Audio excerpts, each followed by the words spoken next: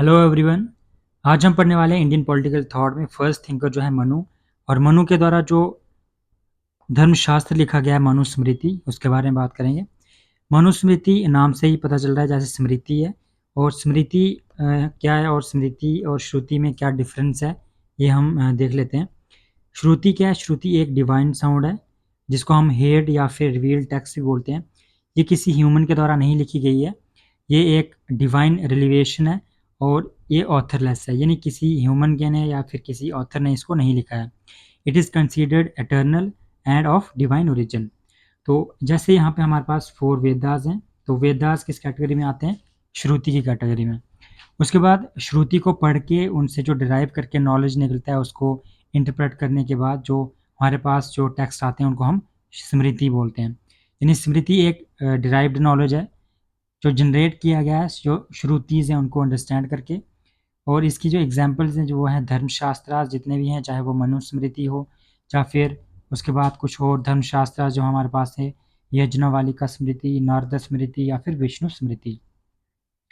इसके अलावा जैसे इतिहास है, जैसे महाभारत, रामायण, तो ये भी किस कैटेगरी में आती हैं? स्मृति की कैटेगरी में। श्रुति और स्मृति में अगर हम डिफरेंस देखेंगे कि मेन डिफरेंस क्या है, तो श्रुति जो प्रोवाइड करती है एक फाउंडेशनल ट्रुथ, और यहाँ पे अगर बात करें हम स्मृति की तो वो एक इंटरप्रिटेशंस या फिर इलेबोरेशन जो ऑफर करती है उन ट्रुथ का। यानी जो श्रुति है वो ट्रुथ जो बताती है उसकी जो इंटरप्रिटेशन होगी, इलेबोरेशन होगी, वो होगी स्मृति। उसके बाद हमारे पास है यहाँ पे जो ओरिजिनेट कहाँ से होते हैं ये धर्मशास्त्र, क्योंकि हम यहाँ बात करने वाले हैं धर्मशास्त्र जो मनुस्मृति जो है। और ओरिजिनेट कहाँ से आता है? ये लर्निंग वेदास, यानी वेदास जैसे हमने पढ़ा कि ये श्रुति है, तो श्रुति को जो अंडरस्टैंड करके पढ़ के जो हमारे पास बनता है वो बनती है स्मृतिज। तो मनुस्मृति भी एक धर्मशास्त्र है और धर्मशास्त्र कहाँ से होते हैं?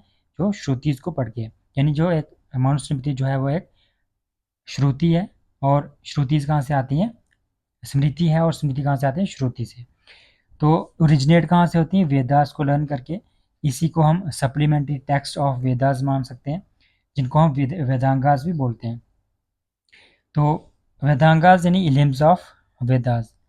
हमारे पास यहाँ पे एक बहुत सारे वेदांगास है, उनमें से एक जो है कल्प वेदांग। तो कल्प वेदांग जो है इसको पढ़ के ये फर्दर डेवलप करता है धर्म सूत्रास को, और धर्म सूत्रास फर्दर डेवलप करते हैं धर्म शास्त्रास। तो हमारा जो आज का टॉपिक है वो है धर्म शास्त्र में जो है मनुस्मृति। तो मनुस्मृति मनु और उनके साथ जो भृगु ऋषि थे उनके द्वारा लिखी गई है।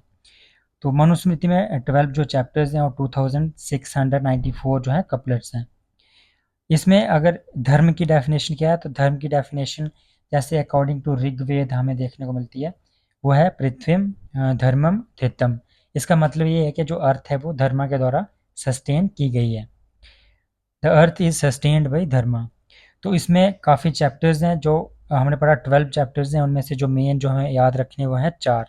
फर्स्ट चैप्टर जो है वर्ण सिस्टम और ड्यूटीज़ के बारे में है, कौन कौन से वर्ण में जो फॉल कर रहे हैं, जो भी उनकी क्या ड्यूटीज़ हैं, यह सारी फर्स्ट चैप्टर में है। उसके बाद जो फिफ्थ चैप्टर है, फिफ्थ चैप्टर, इसमें जो है वुमेन की क्या ड्यूटीज़ हैं और उनकी क्या पोजीशन है सोसाइटी में, तो उसके बारे में। सेवन्थ चैप्टर जो है सबसे इम्पॉर्टेंट है, इसमें हमें किंग की जो ड्यूटीज़ हैं और जो फंक्शंस हैं वो देखने को मिलते हैं, या फिर जो किंगशिप की जो थ्योरी है कि किंग कैसे बनता है, कौन इसको भेजता है, और स्टेट कैसे बनती है, थ्योरी ऑफ स्टेट, ये सारा है सेवन्थ चैप्टर में। उसके बाद जो है एट्थ चैप्टर, इसमें पनिशमेंट के जो लॉज हैं उसके बारे में बात की है। उसके बाद जो नेक्स्ट पॉइंट हमें याद रखना है, जो विलियम जोन्स जो है उन्होंने 1776 में ट्रांसलेट किया था जो मनुस्मृति है उसको इंग्लिश में।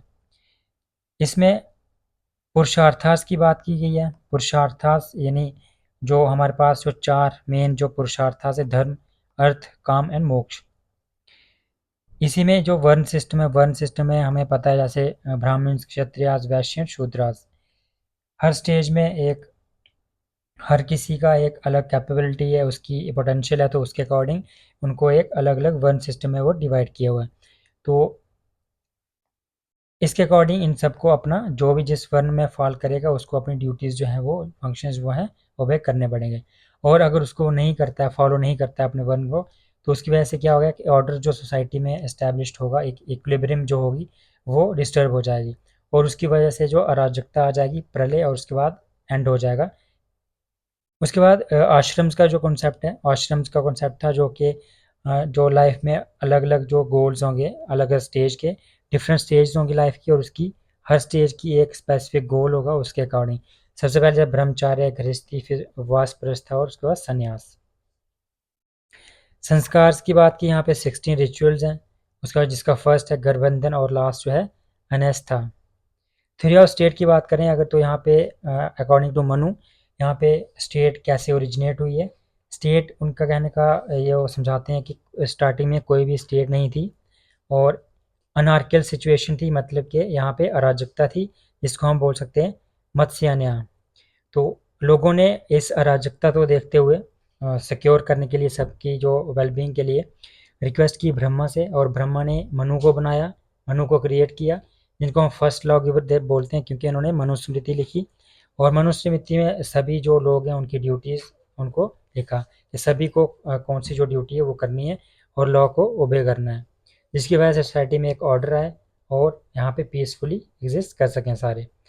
उसके बाद अगर स्टेट की बात करें स्पेसिफिकली, तो नेचर ऑफ स्टेट यहाँ पे हमें देखने को मिलता है ऑर्गेनिक नेचर स्टेट का, यानी जैसे एक ऑर्गेनिज्म है जस्ट लाइक ह्यूमंस, और उसके अलग अलग जो हैं ऑर्गन्स हैं, वैसे ही स्टेट भी क्या है, एक ऑर्गेनिक है, ऑर्गेनिक नेचर की है, वो एक ऑर्गन की तरह है। और उसके भी 7 जो है पार्ट्स हैं, यानी 7 लिम्स हैं, 7 एलिमेंट्स ऑफ सोवनिटी।